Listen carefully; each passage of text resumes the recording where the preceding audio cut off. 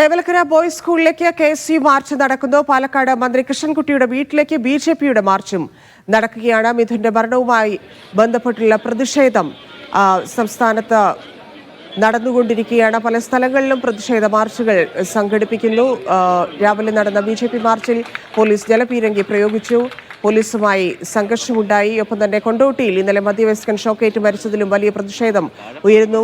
Youth league പ്രതിഷേധം സംഘടിപ്പിച്ചിരുന്നു. അവിടെ നടപടി ആവശ്യപ്പെടുന്ന അസിസ്റ്റന്റ് എഞ്ചിനീയർക്കെതിരെ നടപടി ആവശ്യപ്പെട്ടുള്ള പ്രതിഷേധമാണ് രാവിലെ യൂത്ത് ലീഗ് നടത്തിയത്. അത്തരത്തിൽ KCBയുമായി ബന്ധപ്പെട്ടുള്ള വീഴ്ചകളിൽ പ്രതിഷേധം നടക്കുകയാണ്. പാലക്കാട് നിന്ന് സാജിദ് അജ്മൽ ചേരുന്നുണ്ട്. സാജിദ്, ആരാണ് പ്രതിഷേധിക്കുന്നത്?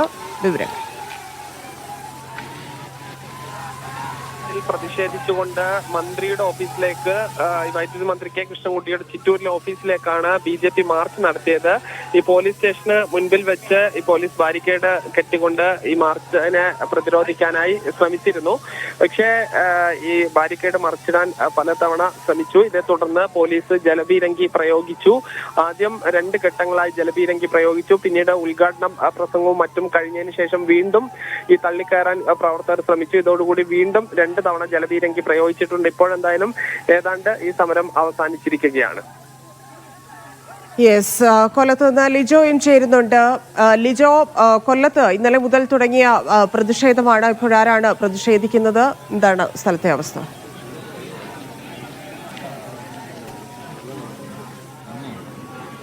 അതന്നെ ഇപ്പോൾ കൊല്ലത്ത് നടക്കുന്നത് KSUവിൻ്റെ നേതൃത്വത്തിലുള്ള ഒരു പ്രതിഷേധമാണ് നടക്കുന്നത്. നേരത്തെ തന്നെ നിരവധി പ്രതിഷേധങ്ങൾ കൊല്ലത്ത് നടക്കുകയും ചെയ്തിട്ടുണ്ടായിരുന്നു. ആദ്യം മുൻകൂട്ടി ഒരു അറിയിപ്പില്ലാതെയായിരുന്നു BJPയുടെ ഒപ്പം തന്നെ യുവമോർച്ചയുടെ നേതൃത്വത്തിലുള്ള പ്രതിഷേധം നടന്നത്. അത് പ്രവർത്തകർ ബാരിക്കേഡ് മറികടക്കി. ഒപ്പം തന്നെ ഈ ഒരു വശത്തുകൂടി അകത്തേക്ക് കടക്കാൻ ശ്രമിച്ചതിലൂടെ പോലീസ് അത് തടഞ്ഞു. അങ്ങനെ ഉന്തും തള്ളും ഉണ്ടാവുകയും ആ പ്രവർത്തകരെയൊക്കെ അറസ്റ്റ് ചെയ്ത് മാറ്റുകയും ചെയ്യുകയാണ് ചെയ്തത്. ഇപ്പോൾ അതിനുശേഷം ഉണ്ടായിരുന്നത് RYF നേതൃത്വത്തിലുള്ള ഒരു പ്രതിഷേധ പ്രകടനമായിരുന്നു. അതും പ്രവർത്തകർ പലരും ഈ ബാരിക്കേഡ് മറികടന്ന് വന്നതോടുകൂടെ പോലീസ് അവരെ അറസ്റ്റ് ചെയ്ത് മാറ്റുകയാണ് ചെയ്തത്. ഇപ്പോൾ നടക്കുന്നത് KSUവിൻ്റെ നേതൃത്വത്തിൽ ഉള്ള ഒരു പ്രതിഷേധമാണ്. ഈ പ്രതിഷേധം ഇപ്പോൾ യോഗം ചേരുകയാണ്. നേരത്തെ തന്നെ പ്രവർത്തകർ എത്തുകയും ബാരിക്കേഡിന് മുകളിൽ ഇരിക്കുകയും ചെയ്യുകയാണ്. ഇപ്പോൾ ഒരുപക്ഷെ ഈ പ്രതിഷേധ യോഗത്തിന് ശേഷമായിരിക്കാം നേരത്തെ തന്നെ അവർ ബാരിക്കേഡ് മറിച്ചിടാനൊക്കെ ഒരു ശ്രമം നടത്തിയെങ്കിലും അതിന് കഴിയാതെ വന്നു. ഇപ്പോൾ യോഗം ചേരുകയാണ്. യോഗം ചേർന്ന ശേഷമായിരിക്കും തുടർ കാര്യങ്ങൾ. എന്തായാലും പ്രതിഷേധങ്ങൾക്ക് ഈ 13 വയസ്സുകാരനായിട്ടുള്ള മിഥുന്റെ മരണത്തിൽ പ്രതിഷേധങ്ങൾ ശക്തമായി തന്നെ ഇപ്പോൾ നടന്നുകൊണ്ടിരിക്കുകയാണ്. ഓരോ ദിവസം കഴിയുന്തോറും പ്രതിഷേധം കൂടുതൽ കനക്കുന്നതാണ്